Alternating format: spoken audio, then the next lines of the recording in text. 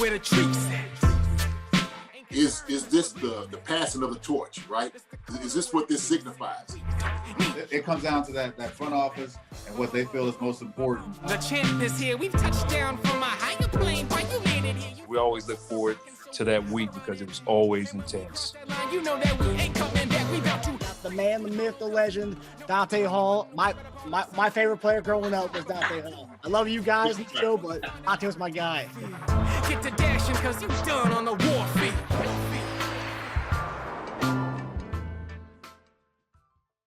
This episode of Chief Concerns is brought to you by BetOnline.AG. BetOnline.AG is your number one source for all your basketball info, stats, news, and scores.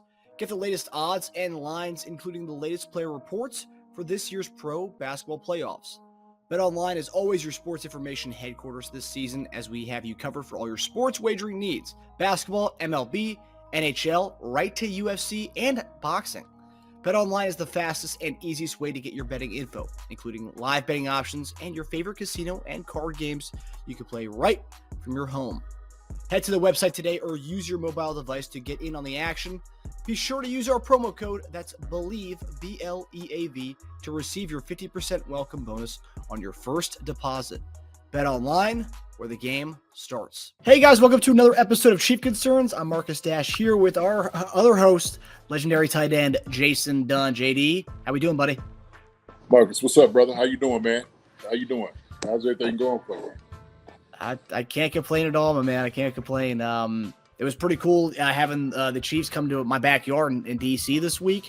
Obviously, I didn't get the tickets. I had nobody on the inside getting me tickets for the to be at the White House at the lawn. But it was cool nonetheless seeing the guys get to do that this week. Yeah, what were your thoughts on that whole thing? I tell you what, man, it was. I mean, anytime you're able to go to the White House, I mean, come on, this is what guys are shooting for. They're trying to get to the Super Bowl. We know that the next step of just part of that celebration is going and seeing, the White House, going into the, the Rose Garden and whatnot and meeting the president. And so that in itself is a great honor, has been in the past. And when you see it and you see those guys all dressed up and having a great time, man, it made it was really proud just to see that. And so when I seen all those guys, man, and the suits just looking all clean, man, it was just perfect, absolutely perfect, man. So definitely, I really enjoyed seeing the pictures. Obviously, the little skit that Travis and Patrick did. I don't know if it was a skit or not, but man, you know how they just impromptu with everything. Anyway, so but now that was really funny. Yeah, I really enjoyed it though. Yeah, all the guys were dressed to the nines. They all looked fantastic. It was also cool seeing a lot of the guys that come back for that. The guys who are now in different teams come back for the celebration to be at the White House. And also, I thought it was, I guess, symbolic in a way. The day before we had the sad news with Norma Hunt passing away, and then the following days when we had this, the White House, first time in Chiefs history, going to the White House. And I thought that was, kind of poetic in a way where, like she's now in heaven with her husband, what they call it, the queen of the kingdom, the first lady of the NFL, in heaven with Lamar watching down and seeing, the franchise that they created together, and going to the White House. I just thought that was, it was bittersweet in a way. The White House visit coming in on the heels of the sad loss of Norma Hunt. What did you think about that? Yeah, I mean, just hearing the news, it's very saddened about that. When I tell you, just Norman and Lamar both, just the entire family, but Norma was just so gracious in how she treated us as players, the entire team, and she always just had a smile on her face. Everything that she had was just elegant, and so just kind of hearing the news, man, it was really saddening, and it was kind of one of those things that just kind of shocked. It just really shocked me, just to hear that news. But my heart and my prayers, condolences go out to the family for sure. With Clark and Dan and every single one of them that has given so much, not just to the Chiefs. We talk about the entire NFL, And so, I was having a conversation with one of my friends today. We're just talking about how everything started like in Houston and just, building the NFL into what it is. We're talking about this is the royal family of the NFL. And so when you hear things like this, it's almost like hearing, like you said, having, the queen of the NFL basically, in passing. So, dealing with it and guys going to the White House, that she'd be proud. Just seeing those guys and kind of just shining down on those guys in a greater occasion and seeing those things. But you got to definitely commemorate for all the time that she's been out there. She's never missed a Super Bowl, not one. Can you imagine that? That's wild. It's just crazy in itself. When I heard that, I was just like, not one Super Bowl, not one. So you could just tell just the blood that's in there, in football is just in their blood and what it meant. But just for Norma Hunt, for her memory, for everything she's given to the NFL, for the Chiefs, we love you dearly for that, and we just want to tell you, just rest in peace, rest in power. Our hearts go out to you from the Chiefs concerns for sure. Yep. 100%. And I think it's somewhat, she lived a long life. And I think what was cool, right, is the way she got to see the team from the start to, passing what many say is a dynasty. That's, some say it is a dynasty, some say it's a dynasty brewing, but she got to see 2 Super Bowls in her last few years. And she got to see the NFL draft in Kansas City, something that her and Lamar probably obviously never thought it would happen, but hey, it happened right before, she made her way to heaven and stuff. So I think it's, she got to see a lot of how Kansas City's come from, from back in the day to now. It's kind of a wild ride. Oh yeah, absolutely. And then just seeing, like you said, having those moments that, I'm sure is just glorious to her from seeing these things, right, and experiencing that. I think is one of those things. It's just great that you remember those things as a memory, maybe to her, of just seeing this come to fruition, what they envision it to be, like you said, and just now all of a sudden getting a draft there in Kansas City, and your team being at the top of the mountain is man. When you talking about just a job well done, it's been a job well done. For their family. And so, like I said before, man, the sad moment, but when you look over the times and the memories and whatnot, you got to take, the goodness and the joy and the happiness that I'm sure that she felt all during this time. This untimely, death. So, or passing, put it that way. Yep. So with this episode, JD and I have a special guest and a special treat for you all. With so much happening this week, from the loss of Norma Hunt, for the White House visit, so much in the Chiefs from a historical context, just in general.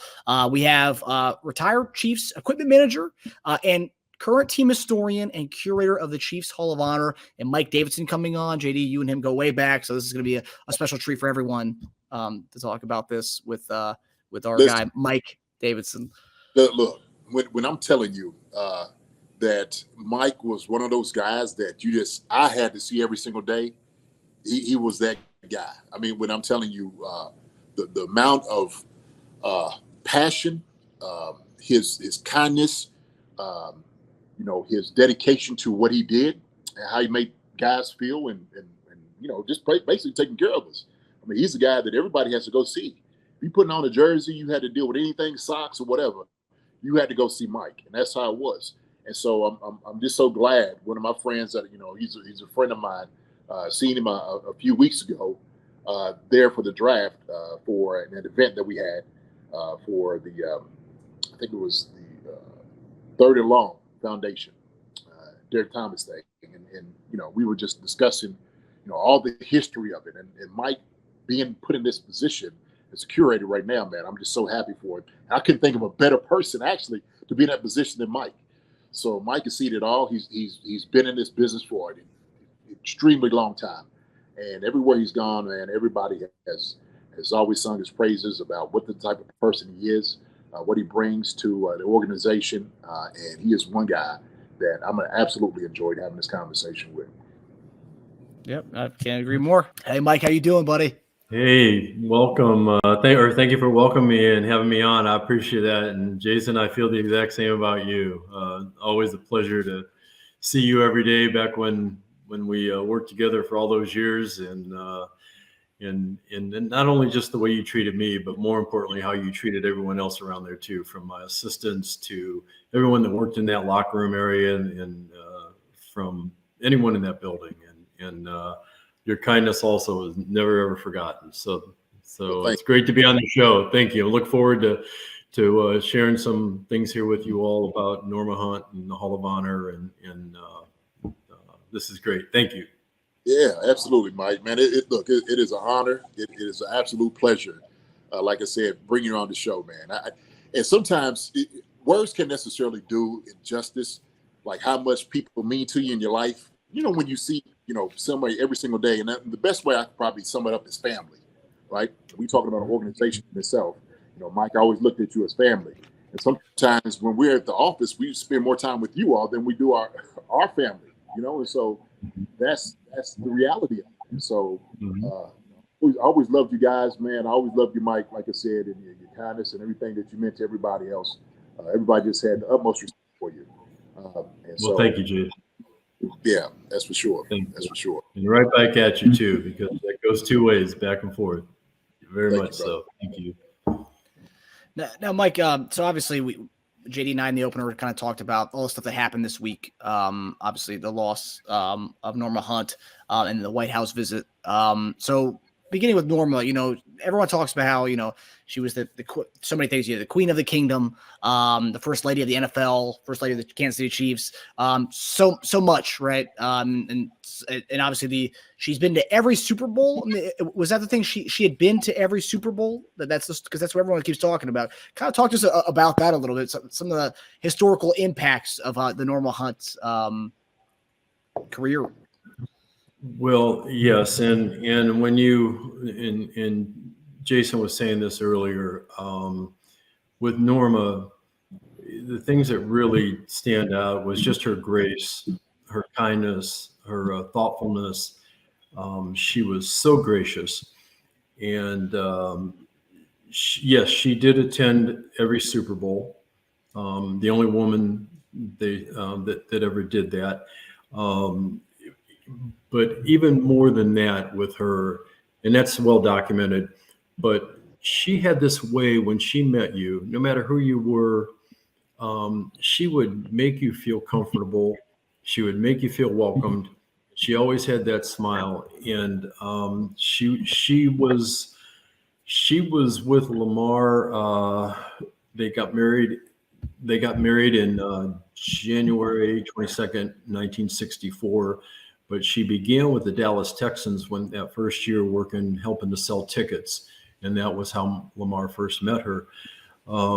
Jason, you were saying that you were kind of leading to this before, but she had this way to reduce life.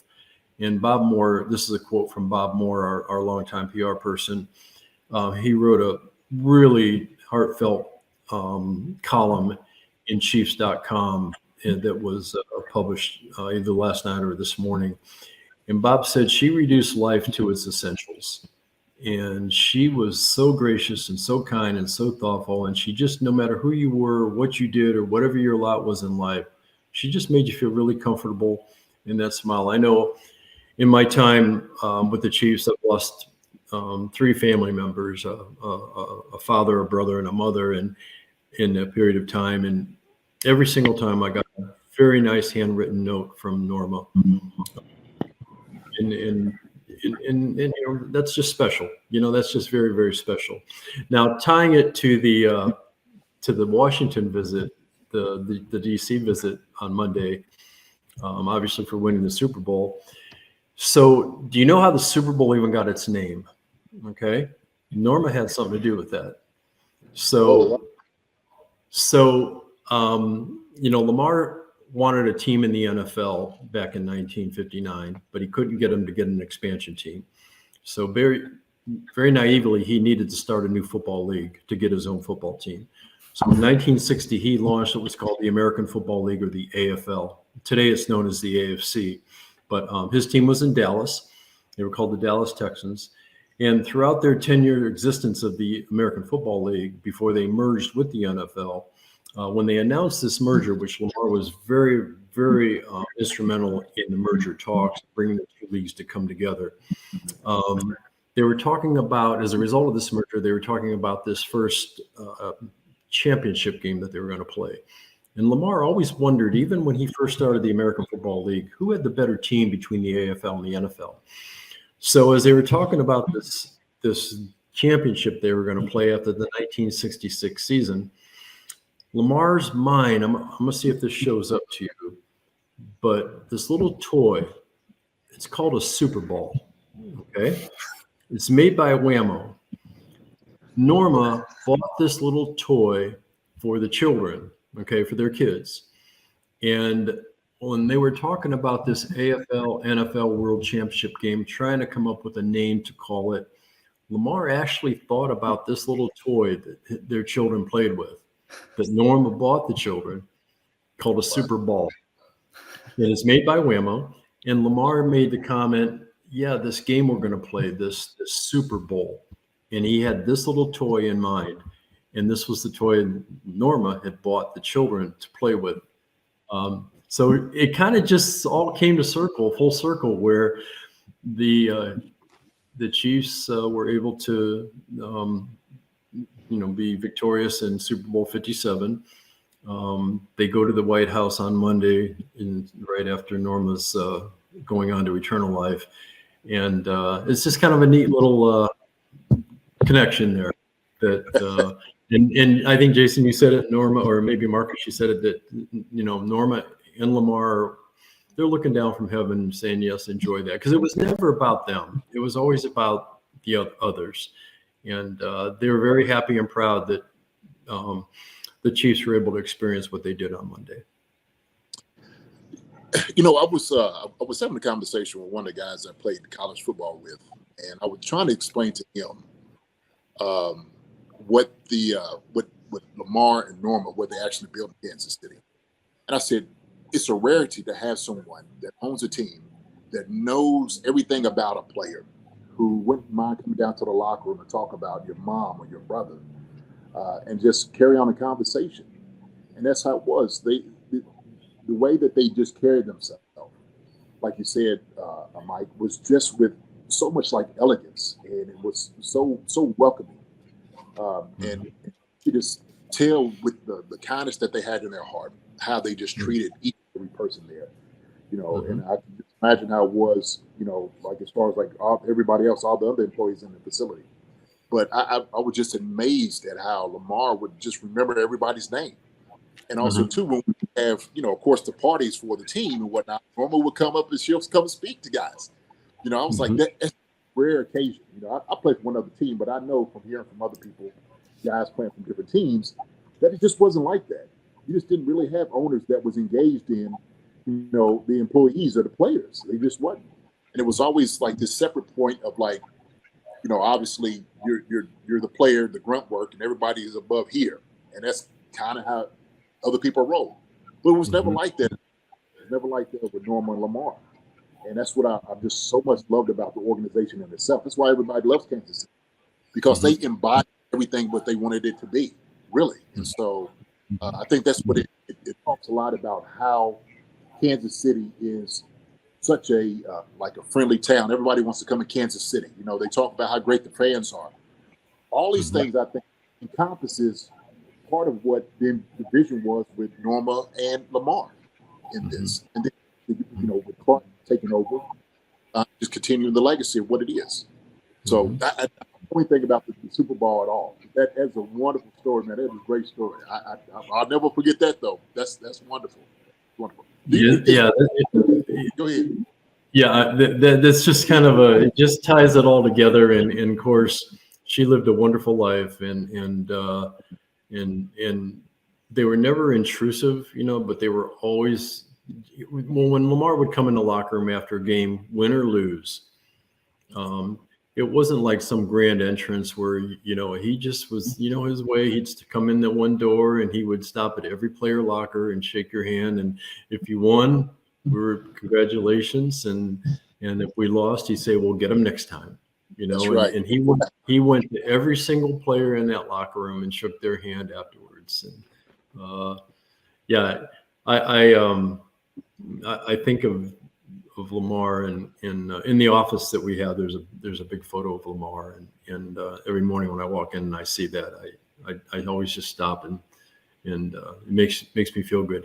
If you want to read a really good column, like I was telling you, Bob Moore just wrote it, and it was put on the Chiefs.com website, and he called it the Grand Lady of Sports, and it's a really heartfelt column he wrote on Norma. I'd really recommend that you read it. It really summarizes there, and of course, Bob's such a good writer anyway. You remember Bob, our PR absolutely, director. absolutely. It's a very good column, and I told Bob this morning, I said, Bob, I said, you've done a lot of great writing over the years, but I think that was your best work you've ever done. So it's really good. Yeah. Jason, they went to the White House and met the president, and I'm going to remind you of something. Do you remember up in River Falls, I think it was in 2004, maybe 2005, President Bush made a stop at River Falls. Oh, yeah. Out there by his fields. Do you remember that? And, yeah, sure do.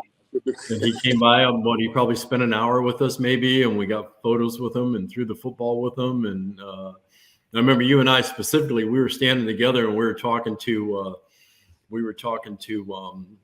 a couple of Secret Service agents, about what they do and all that. And that was kind of neat being able to do that.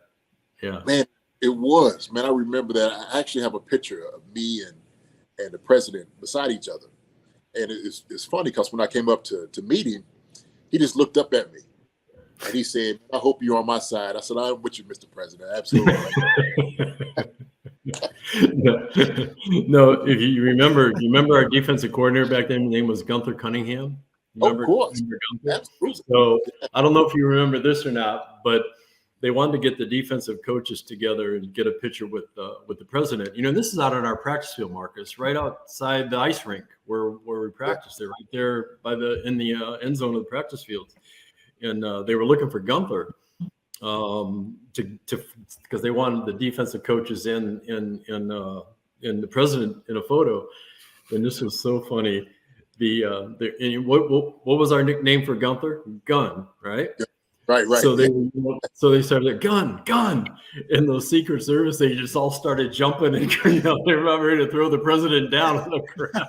No, that's Gunther's nickname, Right.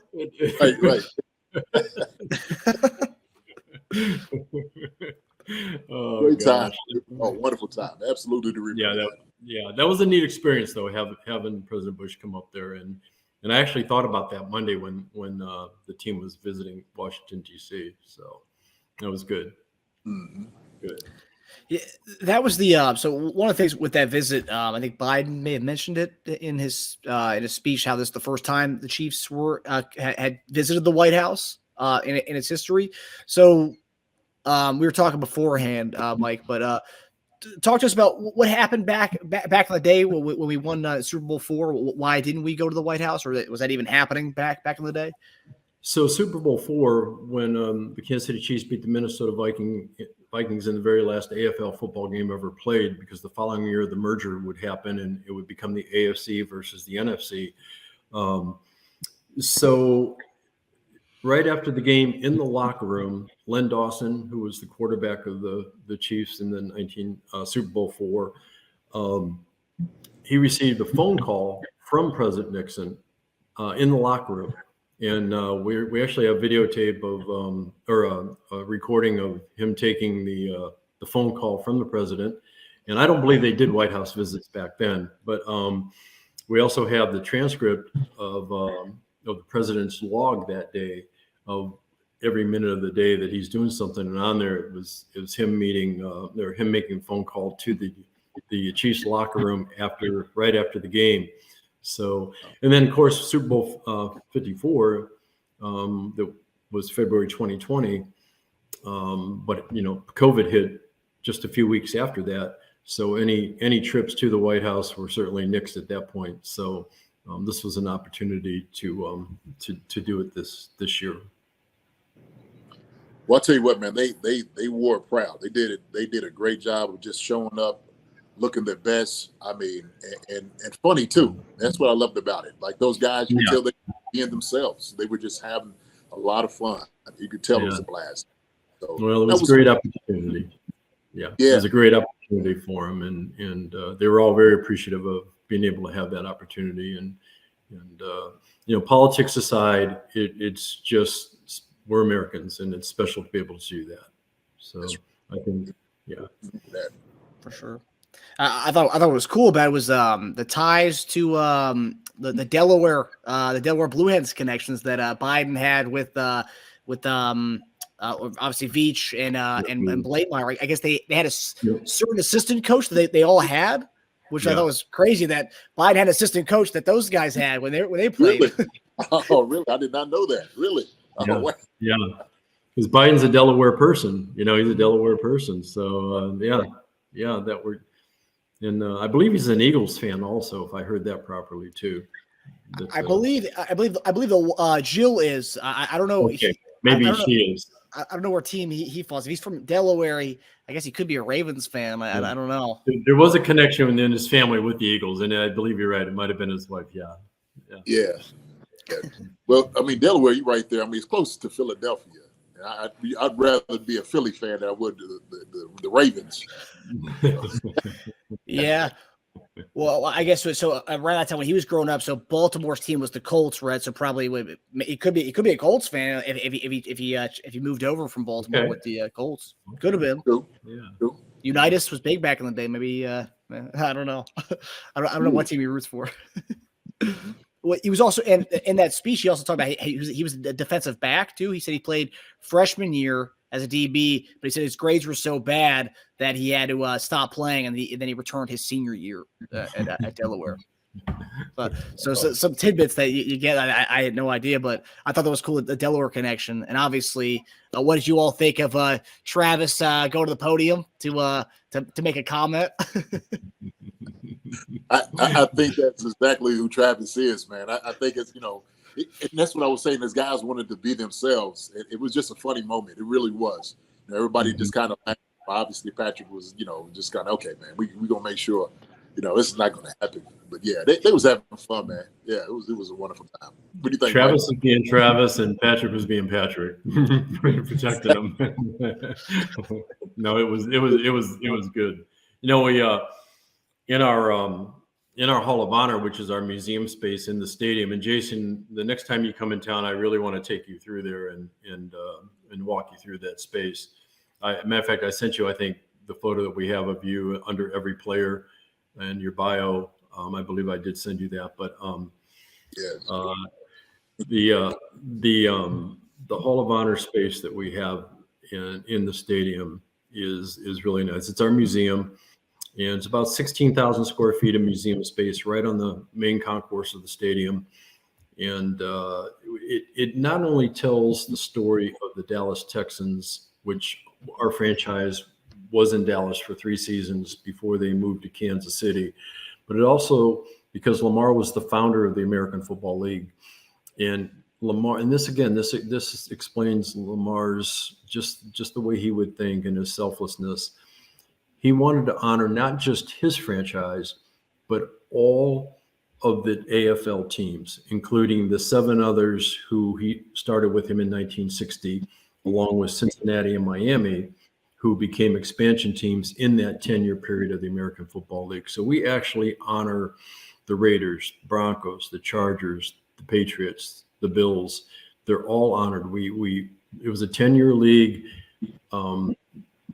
We have a corresponding helmet from that era, along with a little story about each team. And then we have a touch screen that actually tells the history of the 10-year history of the AFL. And each year we tell the history about each team in that 10-year period. So it's not just our franchise, it's the entire American Football League. And then in addition to that, just this morning, we actually installed the Super Bowl 57 Vince Lombardi trophy, and is now lined up along with the other 2. It made its rounds. It came back from Washington, D.C. Late Monday night, and I took Tuesday morning and had to clean it up and had a lot of fingerprints and things on it. So I spent about an hour working on cleaning the Lombardi Trophy.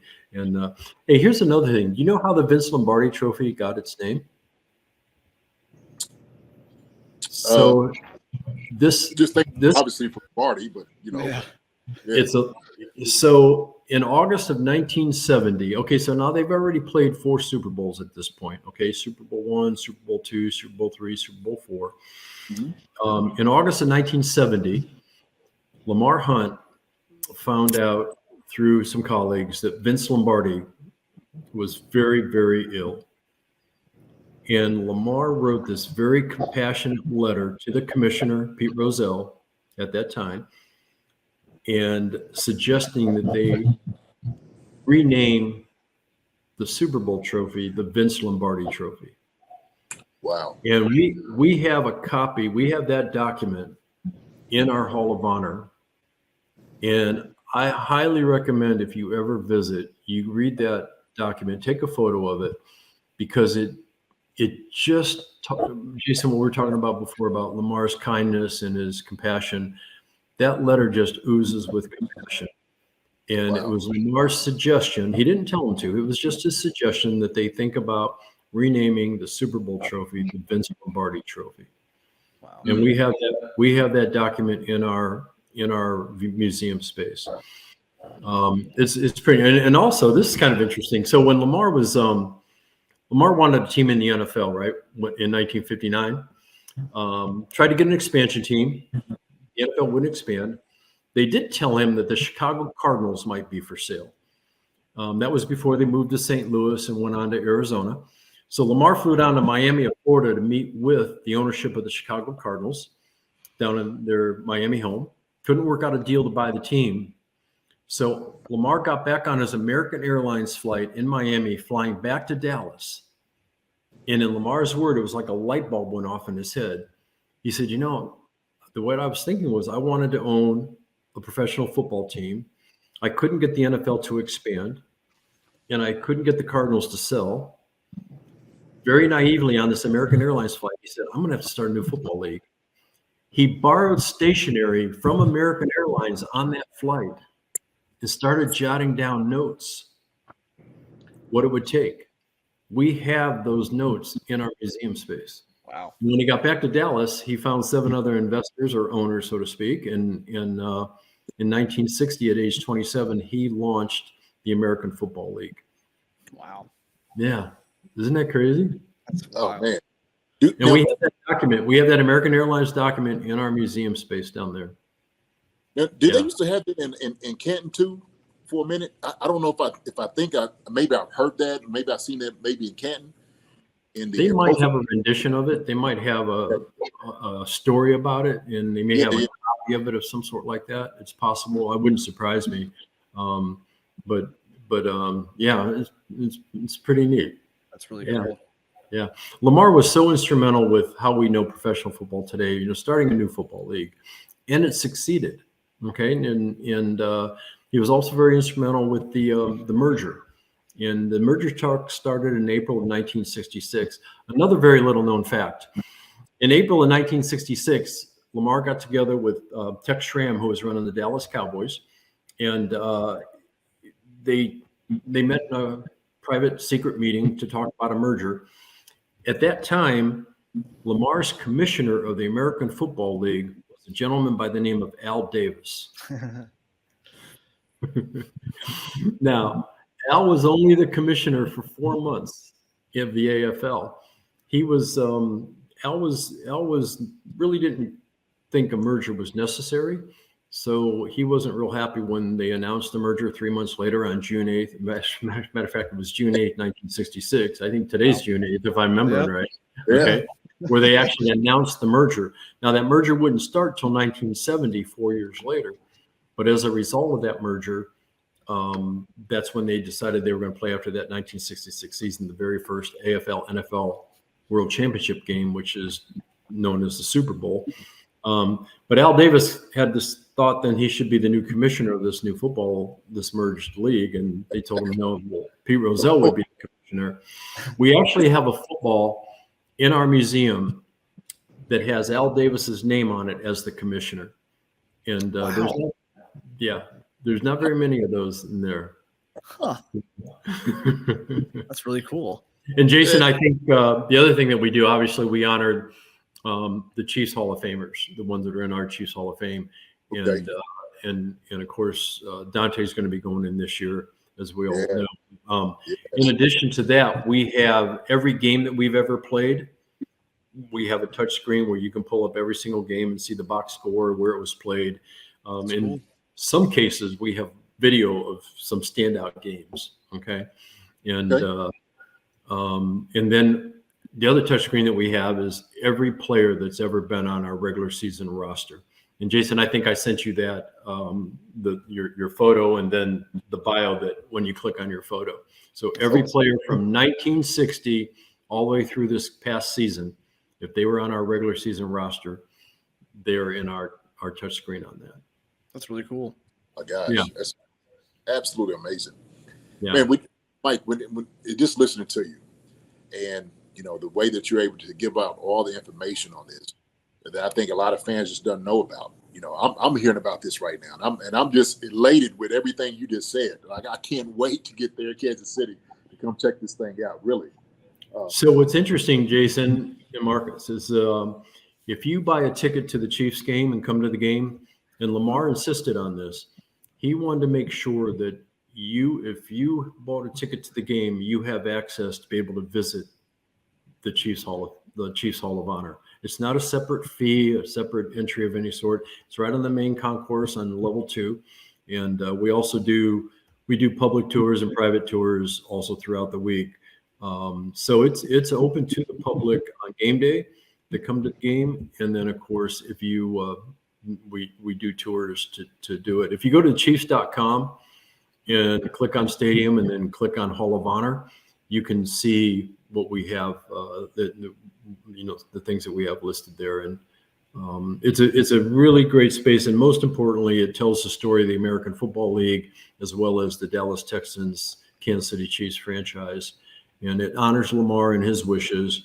And it's a great space. And I would love to show it to you all anytime you come in. I think you'd like to see it. Yeah. Shoot, it's just not us, but our fans too. Everybody who's watching this will be watching. Now they know, man. There's an added bonus that when you come here to a Chiefs game, you just make it a family affair and come in and come look at the Chiefs history. And it's on what you said. It's on the second floor, right, Mike? Yeah, the second level. The second level, concourse level. Yep. And it's on the south side, not the side of the stadium that faces Royal Stadium. The side that's the other side of Royal Stadium. Yeah. The old main entrance, that side. But here, we did something kind of fun here a few months ago.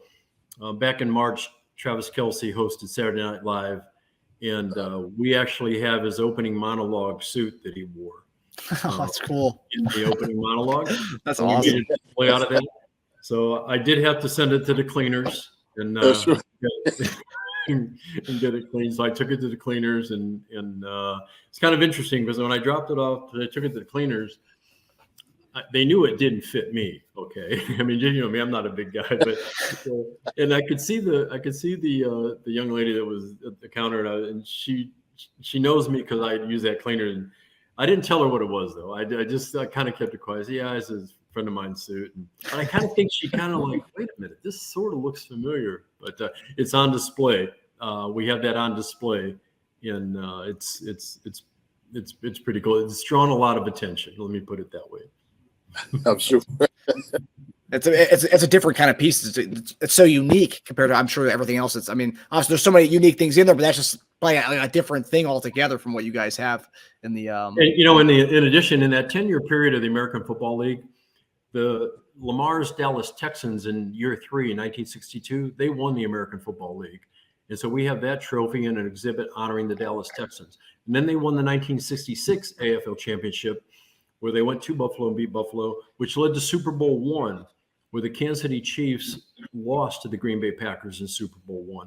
And then in 1969, the last year of the AFL before they merged with the NFL, the Kansas City Chiefs won the AFL again.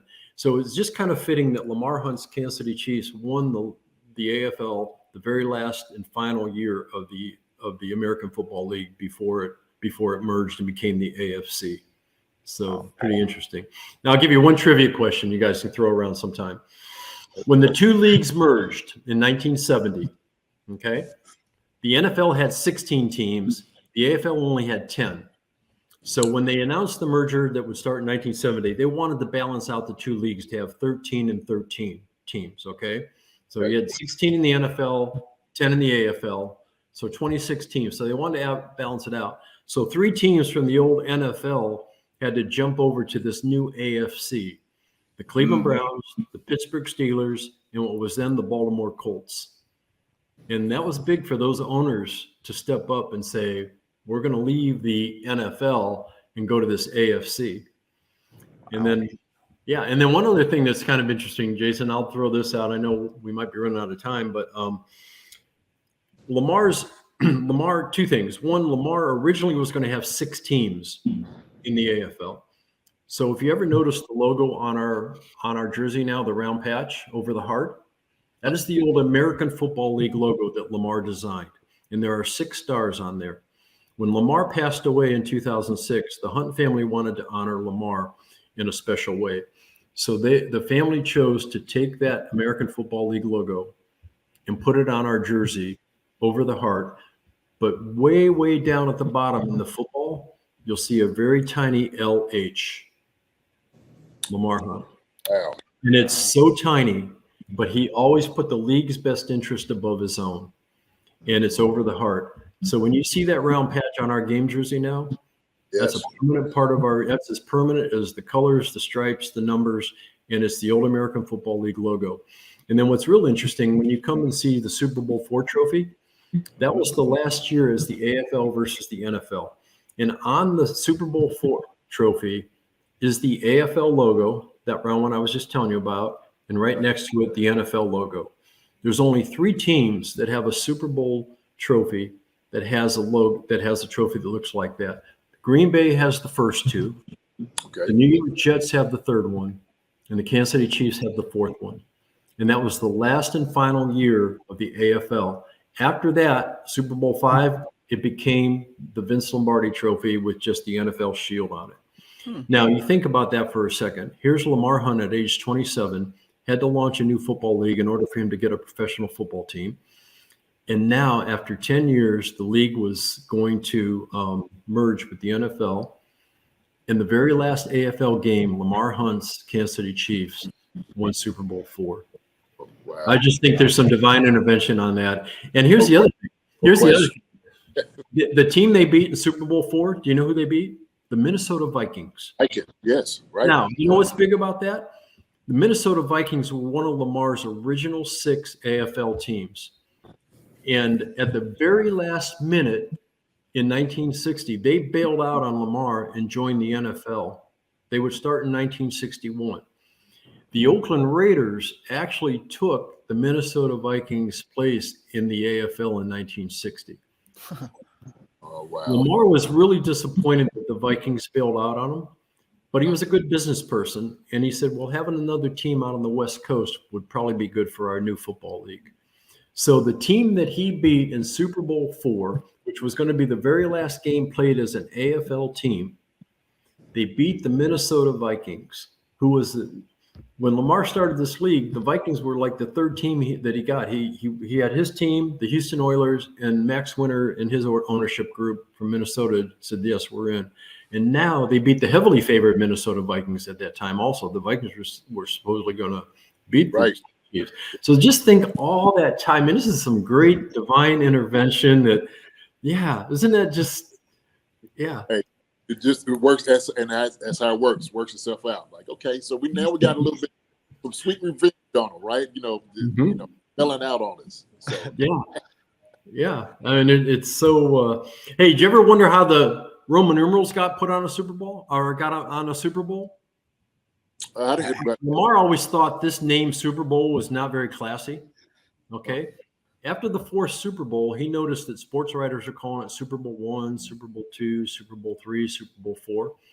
So Lamar was thinking about the Olympics. He said, let's add Roman numerals to it. And we have a document that he wrote to the commissioner suggesting that they add Roman numerals to the Super Bowl name. And at the bottom line said, we'll add a little class to our unclassy name. Lamar actually thought they would come up with a better name than the Super Bowl. Then the Super Bowl. No, that's And again, it was all named after this little toy right here that Norma bought the kids. And that's what I was thinking about. Isn't that crazy? It is. Great story. Great story. It's a wonderful story, man. Oh my goodness. Mike, man, I could sit here and listen to you all day, man. I know you got tons of stuff. I'm sitting over here like a kid right now, just like wealth of great knowledge and information right here. So, well, man, I know during the season you're going to have a lot of people come in, probably come visit you. Hopefully, after this episode, airs, everybody's like, man, we got to go see Mike. We got to go see Mike, man. Yep. So we talk about just the staple of the Chiefs and what Lamar has meant to the organization, like you said, and how he's had a hand in a lot of things we just didn't even know. We had no idea. Like we know with the Lombardi name, like we were talking about the Super Bowl, the name of that, how he started it and getting the teams and all that together. I mean, we talk about just the character of Lamar, and I think that's what it is because, like you said, it was bigger than him, and he knew it was bigger than him. But like I definitely believe, man, the divine intervention definitely played a part in that. I believe that also too with you being the curator of the Chiefs, you being there for so long, man, with this type of information, do it of giving us all of that, all of those nuggets, man. Really do. I appreciate every bit of it, Mike. Well, thank you, Jason, and Marcus. Thank you for this opportunity to share with our not just Chiefs fans but football fans the story of Lamar and Norma, and in our Hall of Honor that honors the American Football League. And Lamar never wanted to be known as the owner. He always was referred to as the founder. He founded the American Football League, and it's truly an honor on behalf of the Hunt family, and to be able to share with our guests that come through. And on game day, it's really cool to see the visiting teams fans come through the museum space, and the appreciation that they have for what's in there. And it's pretty, it's neat. It's really neat. So yeah, that's it's a one of a kind. Just like I said, with all the amount of time that it took to weave all this together, with the Chiefs, and like I said, the paramount meaning, whatever everything that he's done for the NFL itself. Yeah. And they thought so much of him that in 1984 they renamed the AFC Championship Trophy the Lamar Hunt Trophy. Yeah. Absolutely, as they should have, as they should have, without a doubt. Yeah. And when he was inducted into the Pro Football Hall of Fame in Canton, Ohio, his final during in his acceptance speech, he accepted that honor on behalf of all football fans, not Chiefs fans. All football fans. He accepted that honor. He was so humble and so kind and very unassuming, but really was very, very, very instrumental. And he loves sports so much. He was involved with minor league baseball ownership. He started a professional tennis league called World Championship Tennis. He was involved with starting 2 professional soccer leagues, the MLS league that started in 1996. He actually owned 3 teams at one point: the Columbus Crew, the Kansas City team, and the Dallas team. The family still owns Dallas, and youngest son Daniel runs FC Dallas down in Frisco, Texas. And in the mid-'60s, when all this merger stuff was going on and everything, he also became a founding investor of the Chicago Bulls of the NBA. And, wow. To this day, they are the last original founding investors that still have ownership of the Chicago Bulls. Wow. Yeah. And even Lamar know- was so humble that he never met Michael Jordan because he didn't want to jinx him and what have you. So Lamar, he just always stayed just on. Yeah. Isn't that cool? Yes, it is really cool. Yeah, it's cool.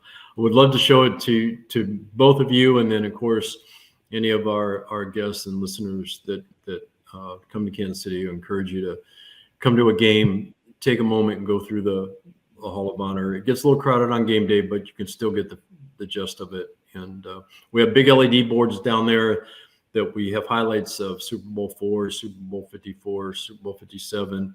The 13-second game from a couple years ago when we played Buffalo, and it's just little clips, and then it's pretty neat. And you can see Travis Kelce's Saturday Night Live opening monologue. That's great. Now, Mike, did y'all have? Obviously, I would think of this without a doubt as historical.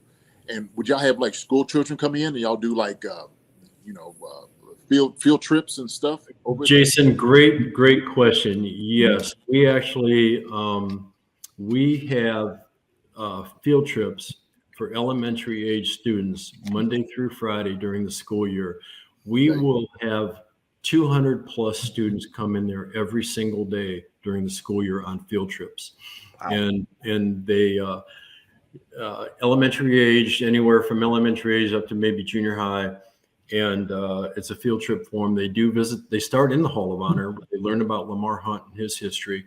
They go down to the locker room. They go down to the sideline. They go up to the 9th level by the press box, see the view up there. It is really, really a neat thing that we do with that. Yes. Yeah. It's every single day, Monday through Friday. And then even now now that school's getting out during the summer, there'll be summer camps that are going on for kids. And the summer camps will come in and do that. So, yes.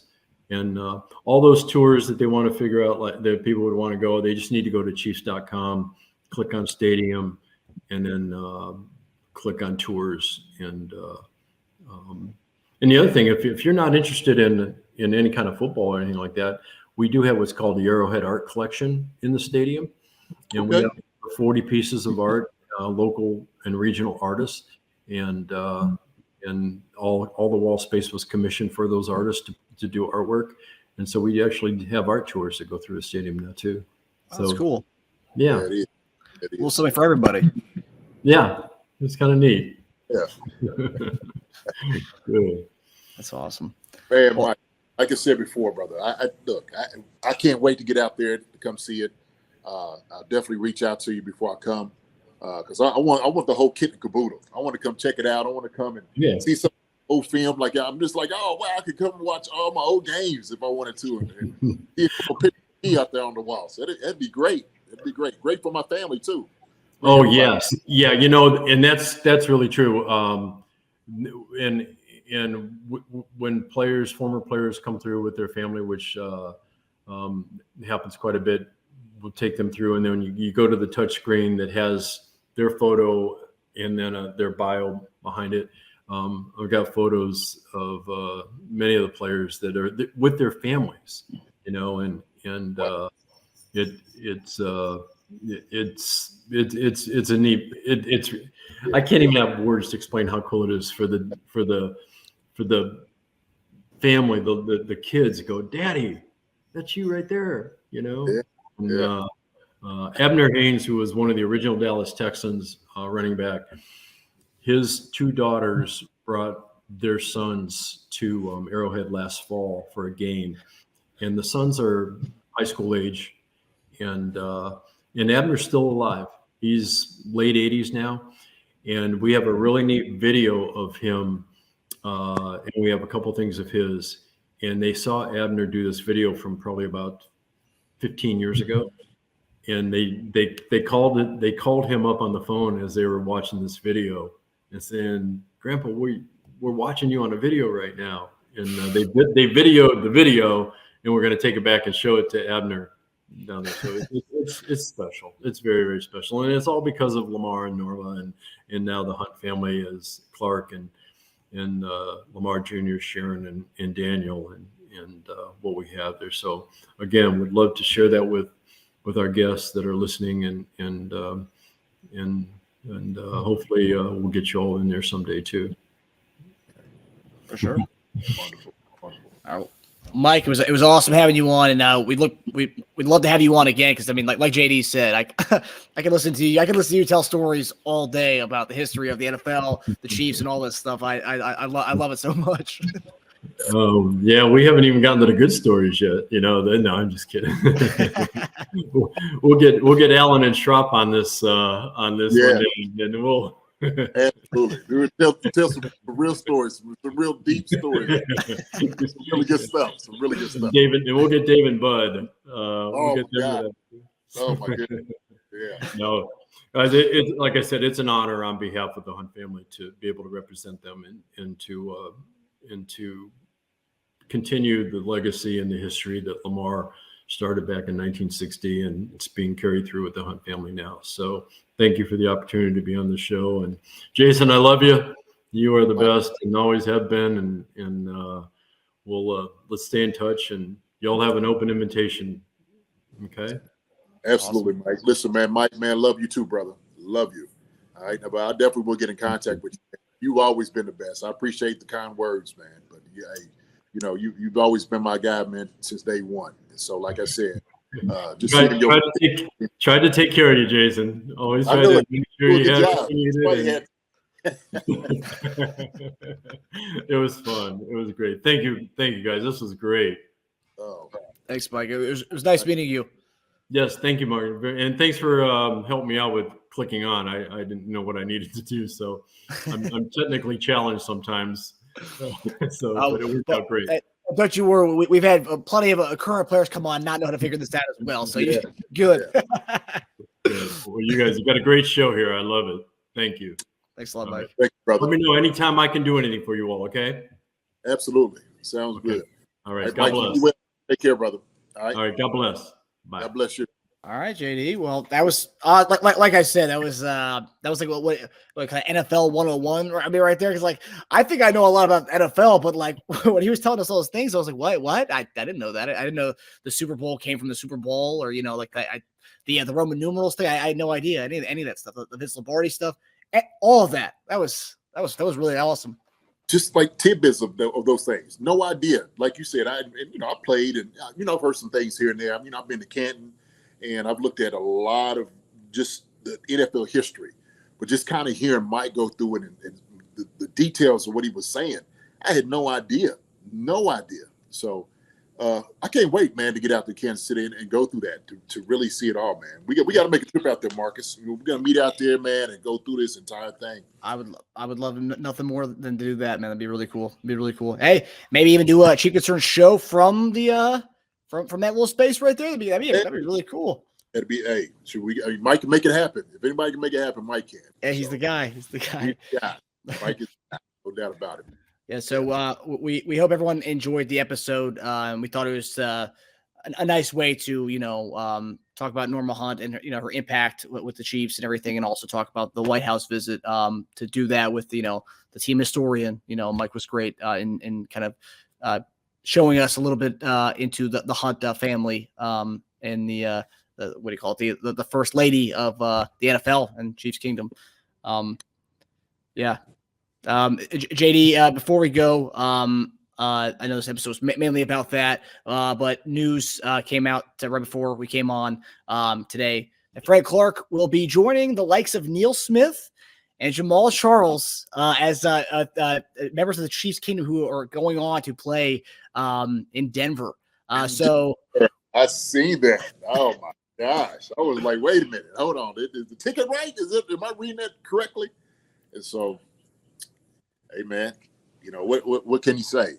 I think there's a time, I guess, where players are like, okay, either dedicate enough time here. I've gone here. I've won Super Bowls here. I want to see if I can go somewhere else and make a difference. And so they're going to give him opportunity to go out there and play, man. He's going to be a good one for him. It's going to be fun just to see him, challenging the Chiefs on the other side. You hate to see it. You really do. But sometimes this is how the NFL operates.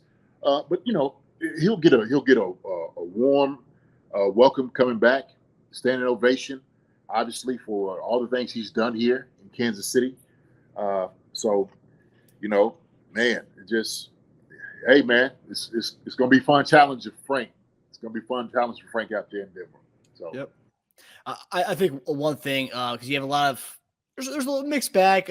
Most people were really upset that he's going to Denver, but look, I mean, they've seen the way we've been handling contracts this offseason. We already, I think when we cut him, I think we gave him when we cut him, I think we had some dead cap with him. So we were already giving a lot of money on the cut. We weren't going to bring him back, and we talked about it. That farewell video said bye-bye. I mean, there's no way you can bring back a guy when you have a farewell video that kind of sad and emotional. But then also we talk about this offseason, we really went out and attacked edge rushers. And yeah, maybe we can bring in another veteran, but we weren't going to pay $5.5 million guaranteed to whatever veteran we bring in. So I think we addressed the needs that we've had in the past. And I think with the edge rushers that we have in the building right now. So I didn't think it was that big of a need for him to come back. Are you surprised at all that he's not coming back after we kind of heard some rumblings that potentially he could be rejoining the team? No, look, even though I know Chris was trying to politic for him, to kind of get back here and, try to make it let's run this thing back. I think the Chiefs, kind of ultimately made that final decision, finality, hey, listen, we've just kind of moved on. We've understand where we're at. We understood that contract-wise it wasn't going to work. And so they were fine getting young guys in and maybe going, free agency, get some other guys. And so they were just looking for some new things, some new, fresh talent in those positions. And I think that was that like you said, that last farewell video says it all, man. It's hard. It's hard to come back from that. It's we psyched you. The guys return. It's going to be a little tough, right? Yeah. I mean, the dude who did all the editing. He's like, man, well, you kidding me? I put all this thing together. I know. Oh, okay. Well, it's one of those things you could do that in wrestling or in Hollywood where you can make a sequel. We said we were done with the series, but actually the guy never died. He's back. And it's you could do that, but you can't do it in real life. I mean, you can't do that. Yeah. Be tough. But yeah, so I just want to get your thoughts on that as we closed out the episode here. Just to give you guys updates. So next week, JD and I will be releasing our episode on Wednesday, a little bit earlier, because I'll be going out of the country for the next couple of weeks. I'll be doing the show from Budapest, and I'll be doing the show from, I believe, Milan in Italy over the next couple of weeks. So I'll be on the road, but next week I'll be flying out on Wednesday, our usual night we film the show. So we'll be doing a day earlier filming. So we'll have the episode out for you guys Wednesday next week. So we'll Chief Concerns will be out in Europe for the next few weeks as we do this. Yeah, the European tour. European tour, yeah. I'll be wearing my Chief Concern stuff and also Chief stuff to show the Spaniards and then the Hungarians and all the different Europeans I'll be seeing over the next few weeks. A little about Chiefs Kingdom. Show them a little taste. That's right. Bring that kingdom out there to that part of the world. That'd be great. That'd be wonderful. For sure. And also, of course, I want to give a shout out to Chad, your nephew, sending my love and my prayers and everybody out on Chief Concerns World to give a nice little shout out and some prayers to Chad. Well, I'm here in Louisville today, and I'm visiting him. I'm actually going to head back up to go see him for tonight. But he just wanted to let everybody know that he's doing fine. Tell everybody he said hi. But yeah, man, those things are always good to hear. So, Marcus, he appreciate you reaching out to him and saying what's up. He's like, man, Marcus is a really good dude. I said, yes, he is, no doubt about it. Hey, tell me, I don't like when I have to double text. I want a response at some point. I don't like double texting without any responses back. Right. I'm just messing around. For sure. Well, man, thank you. No, it's a great segment, man. Thanks to Mike being out here, like you said, and just talking about all the things that, the scope of, the whole Chiefs Kingdom, Lamar and Norma in itself. But yeah, man, this thing, man, is just rolling, man. We enjoy. This is all to the fans, man. Thank every single one of y'all for viewing our content, everything you mean to us. We're going to have some really good stuff out here, man. Please hit subscribe, give us some questions, whatever you want to do, man. We're here to address all of it. So Sure. we appreciate each and every one of you all. Thank you. Sure. Couldn't have said it any better, and not a better way to close it out than that, JD. So we'll see you guys next week for our earlier episode of Chief Concerns. We hope you guys enjoy the episode, and we'll see you guys next time. Love you, brother. Love you too. Hi, everybody. Thanks for watching. Subscribe here to get the latest from the show. Also, be sure to check out the best clips from Chief Concerns. And if you prefer to listen to the show, subscribe and follow us on Apple Podcasts, Spotify, and anywhere else you get your podcasts.